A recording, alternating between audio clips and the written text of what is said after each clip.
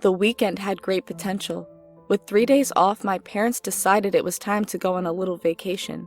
This was the first time they were leaving me home alone without any supervision. I am not the type to throw a wild party or anything like that, but I had definite plans to have my boyfriend over for a little alone time. Unfortunately, before I could do that, I needed to fix my room. I've always been a bit of a kid at heart. As such, I never bothered to update my room. It looked like it had not changed in the last 10 years, because it hadn't changed in the last 10 years. As I looked around the room, I tried to decide what could be fixed easily. Nothing could be done about the cotton candy pink walls. There was no hiding the excruciating amount of pink that dominated my wall space. Likewise, there were too many posters to deal with easily. Hopefully, the Hello Kitty posters would seem like I was into pop culture and not like I was immature. The music box could be explained as a keepsake, and I realized that there were many things here that I could justify given time. The thing that stood out the most was the incredible mound of stuffed animals covering my bed. 1 or 2 stuffed animals might not stand out, even in a 17-year-old girl's room. More than 20 animals, though? There wasn't a girl alive who could talk her way out of that buzzkill. I needed to get rid of them, and fast. I looked around for a place to hide them, and decided under the bed was the only way to go. I stuffed most of them under the bed, but I realized that wouldn't work for Mr. Bear. He was a 3-foot-tall teddy bear that Jason had given me for our 3-month anniversary. Mr. Bear might not kill the mood, but I wanted tonight to seem a little more grown up. I shoved him in the closet and closed the door, glad that the room looked passably normal. With my room ready to go, I decided to take a shower and freshen up. With my parents out of the house, I thought I would make use of the amazing shower in their bathroom. It would be so much better than the tiny one in my bathroom. I headed that way, excited to get ready for the night. Since I felt the beginnings of a headache, I reached into my parents' medicine cabinet and grabbed 2 aspirin to hopefully keep anything from ruining my night. I felt like I spent an hour in the shower, although, in all honesty, it was probably only 20 minutes. I got out of the shower and put on one of the robes in the bathroom before heading back to my room. I still had over an hour to get ready before Jason arrived, so I had plenty of time. I opened my bedroom door, wondering for a second why I hadn't closed it when I left. I walked in and saw almost all of my stuffed animals on the bed and began wondering what the hell was going on. Was I losing my mind? I could have swore I put them away before the shower. All of a sudden, I heard the click behind me and turned around to see my bedroom door closing on its own. 2 more of my stuffies were on the ground by the door. Do you think you're too good for us, Emily? I was freaked the hell out by someone talking to me in my house, especially since I was wearing only a robe. I turned around to see Mr. Bear seeming to emerge from the closet. I had no clue what the hell was going on. Please sit down on the bed. We'll make room. I turned and looked at the bed, and sure enough, my animals had somehow moved to the back of the bed, so they were out of the way. I tried to run to the door but tripped over something, smashing my face on the floor. I wouldn't suggest doing that again. It won't be pleasant for you. Get on the bed now. I got to my knees and saw a few of my stuffed animals on the ground near me, and wondered how I tripped over something so small. I was freaking out by this point, and sat down on the bed while I tried to process everything. I closed my eyes but still heard Mr. Bear talking to me in that same snarky tone. Did you really think you could just shove us aside after all of this time? Did you think you could just discard us like yesterday's trash? When you adopted us, you made a commitment to take care of us and cherish us for ages. You decided to make us part of your family. You don't throw family in the trash or under the bed when the mood strikes.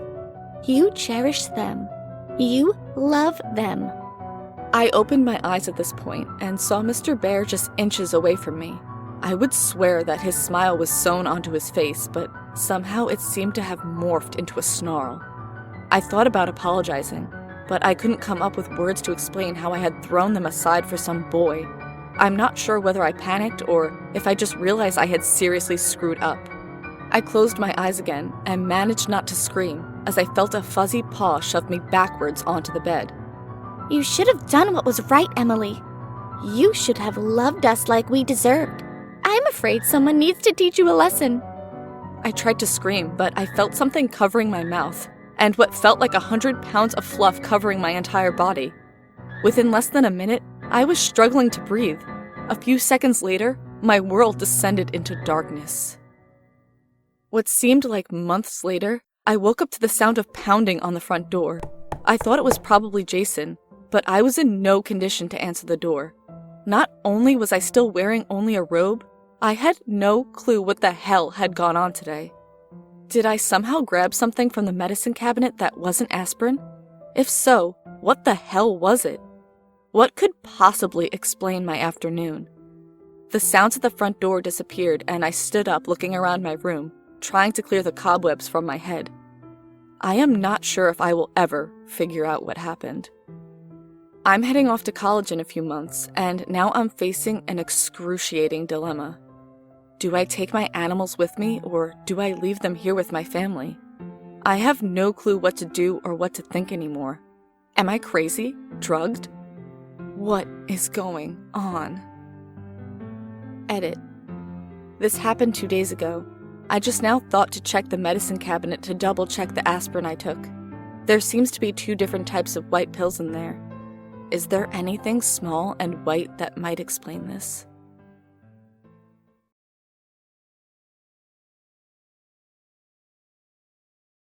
All children believe their toys can speak to them. I just never grew out of it. I was engaged to a man in the city when I was young. It ended in tears, and when I moved back home, I knew I wasn't meant for that kind of life. So, with a small loan from my father, I turned an abandoned storefront on Birch Street into a toy hospital. It was never a very lucrative job, but I enjoyed my work. I made enough to furnish the little apartment above the shop and keep myself with a large enough supply of books. The kids in town knew me as the toy doctor and always brought treats to the shop when I finished a repair. I was good at the work, good at sewing and oiling small gears. I could send a toy back looking brand new. I would whisper to them as I fixed them, and they told me their secrets right back. The usual, a teddy bear, would come in with half his stuffing missing and an explanation of, "We were just having too much fun." A doll with roller skates annoyed at being stuck inside. Sometimes they were sadder. Some kids just didn't like their toys. Unwanted ones would get thrown down the stairs, brought in by unaware parents. Others spoke of painful sibling rivalry, bullying, or emotional battering by parents. I would try to whisper back support and advice to give the owner some strength when their friend was returned home. The first one to make my heart stop was a Raggedy Ann that belonged to a local baker's 6-year-old daughter. She came in with half of her hair pulled out. I went to fetch the yarn and the needles. Raggedy Ann's thankful use of a very common and inexpensive yarn hair. When I was threading the needle, I heard her whisper, Daddy comes into her room at night. It makes her hurt and cry. Mom won't listen. Face frozen. That's terrible, is all that would come out of my mouth. She wants it to stop, but doesn't know how. I steel myself, making the first stitch to her head. Can you ask her to leave you on the stairs at night? She was quiet for a moment. We'll get in trouble. Would having him gone be worth it? She doesn't respond, so I finish sewing the yarn back on. Sally is delighted when she comes to get her, and I notice that she won't look her father in the eye. I found the newspaper article a week later. Found dead in his home. Ruled an accident. A fall down the stairs. I clipped it and kept it. Sally's Raggedy Ann never turned up again, and my job returned to normal. Then today happened. Most of the time, the toys I fix are brought in by their owners, children. I know most of the people in town, so billing isn't a huge deal. My prices are fair. Only rarely does a parent bring in a toy. Mr. Markowitz was a science teacher at the local high school. He was a tall, thin man with slightly too long hair and horn-rimmed glasses. He came in clutching the doll in his hands. It was Natalie's favorite. Susan doesn't play with it much, but I can't bear the thought of throwing away something she loved so much. I nodded. Natalie Markowitz's death had been a tragedy for the whole town. She had been the well-loved town librarian for years. No one knew what had possessed her to drive into the path of oncoming traffic on the highway that night. The library had been closed since. I picked the doll up. I recognized her immediately. She was one of the original string-pull talking dolls. I must have fixed dozens of them my first few years working. The same blonde pigtails and the neat white skirt and red sweater. They called her Babbling Betty. Treated as a family heirloom, a collectible. Susan Markowitz was nearly a teen. She was unlikely to actually play with her anymore, if ever. I pulled the string, only to hear a slow, crackly moan. Luckily, I still had nearly a dozen spares for this, from dolls that turned out to be damaged beyond repair, left in my office for parts. When I set aside my tools and pulled the string the dolls back, it let out the perky actress's voice saying, Mama! Then, in a lower, tired tone I would have expected out of a war veteran, Betty said, I can't do this anymore. What can't you do anymore? I asked, putting away my tools in the drawer and reaching for the washcloth to wipe the doll's plastic skin. I expected something about hearing Susan and Mark grieving. I did not expect what I heard next. I kept the shadows away from Natty for so many years. They would come out from the closet, and I would try with all my might, pull my own string and yell out into the night. It scared her sometimes, woke her up. She never saw the shadows scatter when I did it. She sighs. Hearing a doll sigh is a strange thing. It sounded as though she could use a good drink. Then she put me away, in the garage, where I couldn't even know if they were still coming for her. When Mark brought me out, they had already gotten her. Another long pause, as I wiped all the signs of age from her limbs. I thought maybe they were gone, but they came out of the closet again last night. I was on top of the shelf above them. I pulled my string so hard I pulled it loose and toppled off the shelf. That woke Susan, but when the shadows scattered, I heard one of them laugh when I lay there on the floor. I can't do it anymore. I never considered myself a very religious woman, but I did believe. I believed as hard as I could as I brought my tools back out and opened Betty back up. The small metal crucifix fit neatly into the spot between her voice box and the plastic square covering it that I screwed back into place. When you go back, get onto her bedside. The closer you are, the easier it will be to protect her. Betty looked at me with her solid, plastic, dark brown eyes. The shadows might find you. I smiled softly. I have an advantage. All the toys here, they all still tell me what they see at night. Then I fixed her dress and went to call Mr. Markowitz and tell him the job was done.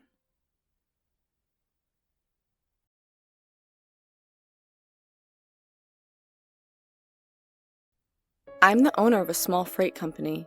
I mainly serve counties around my hometown, but I've been itching to expand. I have a second kid on the way, and that's going to bring a whole bunch of new bills in my life. But hey, the first bugger was worth it. I'm sure number 2 will be too. In order to expand my business, I need to find a larger warehouse, or at least a secondary warehouse. After touring my sparse options, I found one that fits my needs. It was in good shape, plenty of space, and was in a reasonably central location with good surrounding roads. I put in my application, and after a surprisingly quick turnaround time, I had myself a second warehouse. Before we officially opened it up for use, I decided to spruce up the offices myself to save money. As I was going through a desk in what was to become my office, I found a report. It was thick and bound in one of those plastic covers you see in Kinko's. I flipped through it and discovered that some company I didn't recognize had used this place for toy testing and storage. Sure as hell was no Mattel. The toy this report was on was called Fuzzbo Teddy Bear. There was a picture of it early in the report. It looked cute, kind of. Its smile was a bit too wide and showed a bit too much teeth for me. Its blue fur was unique and looked nice with the red eyes. It was a good size too, about the same size as my 8-year-old. I could see kids wrestling around with these things and having some fun, but I don't know. Something about the toy felt a bit off. I couldn't put my finger on it. I started skimming the report, and, well, I didn't know what to do with it. You read this excerpt and tell me what you think, because this is a head-scratcher. A. Smithy Toy Corporation. Our toys play with you. Fuzzbo Teddy Bear. The Fuzzbo Teddy Bear will be the first in what will be a new era of toys. The Fuzzbo Teddy Bear will be fully automated with a robotic skeletal system and a proprietary CPU. It features visual and audio processors that will allow the Fuzzbo Teddy Bear to differentiate its owner and their voice from other humans. The Fuzzbo Teddy Bear is pre-programmed knowing how to play patty cake, rock, paper, scissors, and I Spy with My Little Eye. It is also programmed to sing Twinkle Twinkle Little Star, Old Gray Mare, and Kookaburra. The Fuzzbo Teddy Bear is powered by a proprietary lithium hybrid battery with an average lifespan of 18 months. New batteries are not currently sold separately, but maybe by the time of launch. First, trials. Tickles. Fuzzbo Teddy Bear features uniquely designed fingers for tickling child companions. To test, we instructed subjects to remove their shoes and socks and lay on the exam table. An apparatus was set up at the end of the table where the subject's feet were. Attached to the apparatus was a feather and a powered Fuzzbo Teddy Bear finger. Feather was applied to subject's foot to gauge control laughter. Subject was responsive and laughed mildly until the feather was disengaged.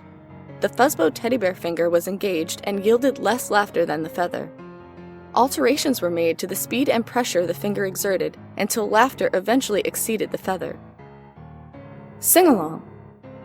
The subject for this trial was asked to sit in a room with the Fuzzbo Teddy Bear and request one of the 3 songs to sing. The subject interfaced with the Fuzzbo Teddy Bear, successfully selected Kookaburra.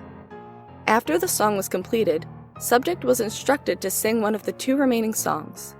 Subject selected Twinkle Twinkle Little Star and sang with the Fuzzbo Teddy Bear.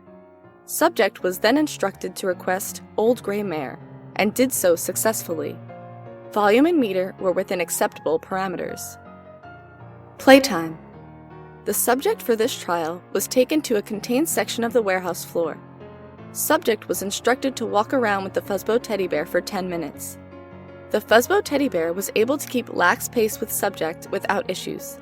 Subject was instructed to increase their pace for another 10 minutes. The Fuzzbo Teddy Bear accomplished this with minor difficulties, including losing balance and tripping over its own feet. Second trials. Tickles.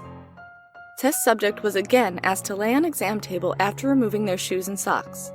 New textured padding was added to the Fuzzbo Teddy Bear finger. Initial testing yielded empathetic laughter. Subjects said the tickle was too intense and attempted to move their feet away. Subjects' feet and arms were then strapped down to the table for tickle testing. After 5 minutes, the subject began crying from laughter. After 10 minutes, the subjects soiled themselves due to loss of muscle control. We'll continue monitoring for the rest of the hour. Sing-along.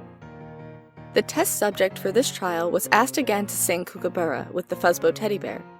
Volume and pitch were both increased from last trial. Subject stated mild discomfort from the setting changes. Subject was instructed to sing Twinkle Twinkle Little Star with the Fuzzbo Teddy Bear. Subject did so successfully, but asked the settings to be changed to where they were during the previous experiment. Subject began to show aggression when their request was denied and threatened to leave the experiment. Subject was secured to a chair and instructed to sing Old Gray Mare with the Fuzzbo Teddy Bear. Subject initially refused, but agreed after electric stimulation was supplied through the chair. Between threats of litigation, subject reported developing a headache. Playtime. Subject again taken to contained section of warehouse where they were instructed to play a game of tag with the Fuzzbo Teddy Bear. Subject was able to keep from being tagged for 10 minutes before tiring. Adjustments were made to the Fuzzbo Teddy Bear and the subject was instructed to play again. This time, the Fuzzbo teddy bear was successful in tagging the subject in 5 minutes. This remained a constant time for the next 6 rounds of tag. Subject requested a break but was denied. Internal settings to the Fuzzbo teddy bear were adjusted to include pouncing on its playmate. Once subject was on the floor, the Fuzzbo teddy bear was programmed to tickle the subject until the subject said uncle. The subject was not notified of this. Third trials. Tickles. A new finger prototype was created for the Fuzzbo teddy bear based off the results of previous trials. The new finger includes a claw made from a titanium alloy. Subject was strapped to the exam table and apparatus was placed near his feet. The new Fuzzbo teddy bear finger was engaged on low speed, low pressure. Subject experienced mild laughter despite pleas to be released. Speed and pressure were increased. Laughter intensified and was accompanied by slight screams. Slight tearing could be seen on the soles of the subject's feet. Minimal bleeding and subject soiled themselves again. Speed and pressure was increased another time. Laughter replaced completely by screaming. A tear going the length of the subject's feet was created that showed extreme tissue damage. Bleeding became excessive. Subject begged for the experiment to stop. After 15 more minutes of testing, subject became unresponsive. Sing-along. Test subject was secured to a chair as in the last trial, but refused to sing with the Fuzzbo teddy bear. Electric stimulation did not change the subject's decision. The Fuzzbo teddy bear's volume output was set to 85 decibels. This caused discomfort in the subject. Volume was then increased to 100 decibels and sustained for 15 minutes. Subject showed more discomfort. Volume was then increased to 115 decibels and sustained for 30 minutes. During the trial, the subject lost consciousness and began bleeding from their ears. Playtime. Again, in the contained section of the warehouse, subject was instructed to play tag with the Fuzzbo teddy bear. Subject refused, but when they saw the Fuzzbo teddy bear had been refitted with the titanium alloy claws, the subject participated in the game. The subject avoided being tagged for 25 minutes until the Fuzzbo teddy bear was able to pounce on him. The Fuzzbo teddy bear then began tickling the subject's abdomen. The subject bled profusely and screamed for 21 seconds. Conclusion. The Fuzzbo teddy bear is quickly shaping to be on the cutting edge of toy development. However, trials thus far have only been somewhat successful. We'll need more test subjects for further trials.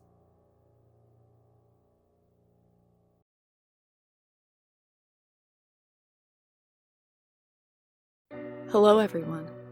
My name is Alex and I'd like to tell you a story. I'm recording this just in case anything happens to me. You need to hear this. It's important. And trust me, it'll be worth your time. So please listen to what I have to say. This is my story. When I was little, I used to enjoy playing with my older sister and younger brother. We used to have so much fun. We also used to get into fights and argue for no reason. Other than that, I got along with them okay. My older sister had a lot of girlish-type toys, and since my younger brother and I had no toys of our own, or any gender-appropriate toys to play with, we would always play with our older sister's favorite toys. Of course, there was one toy my sister loved the most, and is still, to this day, her most favorite toy. She had this little fuzzy pink teddy bear with big brown-yellow eyes and a big heart-shaped brown nose. The name of my sister's teddy bear was Jessica.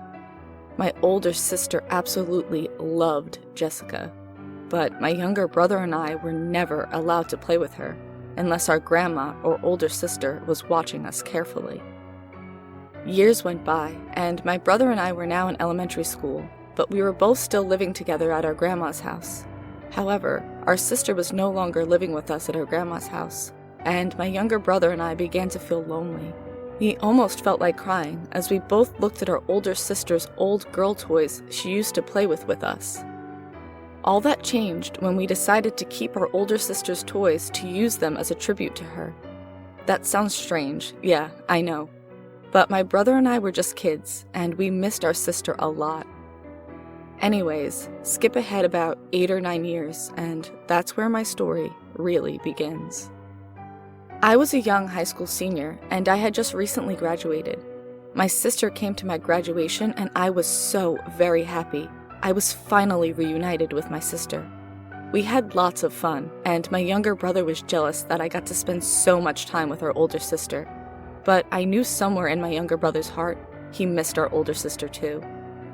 Sometime later, my sister had to pack her things and move away again. I felt sad because I was going to start college soon, so I decided to go with my mom, dad, and younger brother to Las Vegas so I could spend one more time with my older sister. My younger brother and I sat in the back of our mom's van with our sister, and we talked to her and spent a lot of time with her. After we arrived in Las Vegas, I began to cry, and my younger brother began to cry too. We drove around Las Vegas for a while and went sightseeing. After that, we arrived at our aunt's house and dropped our sister off. We talked to our older sister for only a few minutes and helped her unpack her stuff. Once we were finished unpacking our older sister's stuff, my younger brother and I went with our parents to find a hotel to stay at for a couple of days. However, 2 days later, when we arrived back at our mom's house, I started to feel like something wasn't quite right. My younger brother felt the same way, and I could see the worry and fear in his face. Eventually, we both decided to just ignore the feelings we had and focus on doing stuff instead. We played on our PS2, PS3, Wii, and Nintendo DS together. After my brother and I got off the video game consoles, we watched some TV and movies. Our parents decided to have their own fun and went away for the whole day. Before they left me and my brother on our own, so they could go out, they gave us money for pizza and told us to call them or 911 in case of emergency. My brother and I agreed to the terms of our parents, and they left to go out. While we were at home, my brother and I decided to watch some TV. We argued over what shows we wanted to watch and who got to use the remote, but that all stopped when we heard a strange noise coming from our sister's old room. My brother went to go check it, and that's when things got terrifying. I could hear my brother screaming. I quickly went into our sister's room and saw my brother standing on a puddle of blood, and in the blood puddle was our cats, dead. They had been decapitated and torn apart to the point in which we couldn't identify them. Just then, my brother saw something sticking out of the body of one of our dead cats. He picked it up and showed it to me. It was a sticky piece of paper rolled up neatly and covered in blood. I ignored the feeling of the sticky blood on my hand and the smell of our decaying dead cats, quickly unrolling the paper to reveal a letter written in blood. The writing was sloppy, but I translated it the best I could. The letter said, My mommy never let me play with you. She's not here anymore. So let's play. My brother and I started to freak out thinking it was a prank. We both accused each other, but then as we looked at the writing, we could see it wasn't in our own handwriting, but in a child's handwriting. We didn't know what to do or what was happening, but we decided to find the answer together. Unfortunately, it didn't take much time to solve this spooky little mystery, because we were about to find something shocking and traumatizing for the both of us. We saw our sister's teddy bear, Jessica, sitting down on a cabinet in the closet, holding a bloody kitchen knife right in its paw. What the fuck is going on? My brother shouted. I was speechless and frozen in fear. Just seeing my sister's teddy bear there left me utterly stupefied, and all I could do was watch as the teddy bear jumped down from the closet and held the knife up, ready to attack. My brother slapped my face as hard as possible, quickly snapping me out of my confused and scared daze and back into reality. Just then, the teddy bear charged at us, and my brother quickly grabbed it, tossing it at a dresser and knocking it down over the damn thing. You alright? My brother said. Yeah, I'm fine. Thanks, I said, looking back at my brother with fear in my eyes. How the hell did our sister's teddy bear get here? I thought. More importantly, how'd it come to life? I began to panic, but realized my brother and I had to get out alive no matter what. My brother and I ran out of our sister's room. As we exited our sister's room, the walls began to rot away and a thick, gooey-looking substance, presumably blood, began to ooze down the walls and roof. My brother and I looked at the walls and noticed they also began to crack and break apart. What the hell was going on, and how was it possible that our sister's teddy bear was alive? My brother and I ran into the kitchen, armed ourselves with knives, air freshener, matches, rags, handguns, gasoline containers, and even bottles of wine. We wanted that demonic teddy bear dead, and we had all the right weapons for the job. Just as we entered our sister's old room again, we noticed the teddy bear was gone, and the air vents were open. Shit, it's in the vents! My brother shouted. Don't worry, I'll get it, I said as I began to build a homemade Molotov cocktail and lit it up. Time to flush you out, you little bastard! I shouted as I threw the Molotov cocktail into the open air vent. Get down! I shouted as I pushed my brother down and covered him up to block the blast. There was a massive explosion inside the air vents, and it was in unison with the sounds of a high-pitched screaming, almost like a demon's. I was burnt badly, but not enough to kill me. So I got back up and decided to find a plan to destroy our house and this demonic teddy bear permanently. Suddenly, we heard a pitter-patter sound coming from inside the vents, and we were paralyzed in fear. We quickly snapped out of it, realizing we would be killed if we couldn't escape on time. My brother and I ran down the stairs of the house. How is that thing still alive? My brother shouted, holding out his gun. I'm not sure, but we have to kill it once and for all, I said as I prepared another Molotov as quickly as possible. Just then, my brother was grabbed from behind by the demonic teddy bear. Help me, Alex! Shouted my brother as the demonic teddy bear covered his mouth. Let him go! I shouted as I hesitated to throw my Molotov at the bear. The evil bear let out a demonic laugh as it impaled its knife into my brother's stomach. No! I shouted as I watched my brother being stabbed multiple times. The teddy bear then stopped stabbing my brother and looked at me with glowing red eyes. Run, Alex! Run! My brother shouted before bleeding out and dying.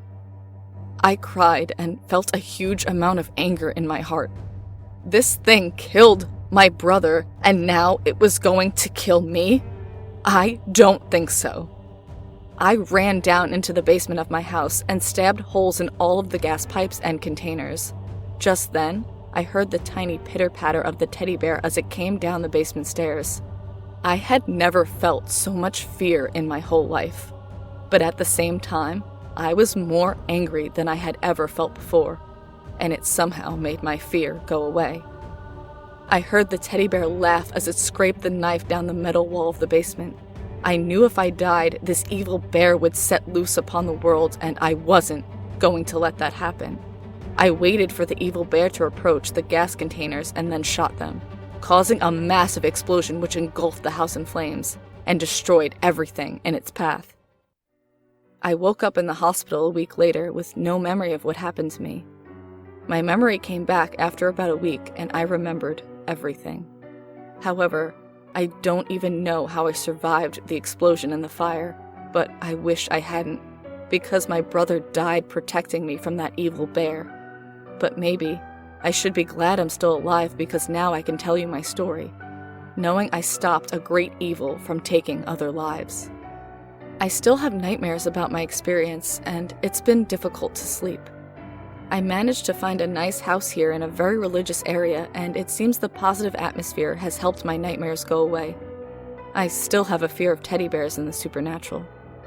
However, another thing that scares me is my parents never came home that night, and my sister never contacted me back from Las Vegas. To this day, I still do not know what happened to them. I'd rather not think about it.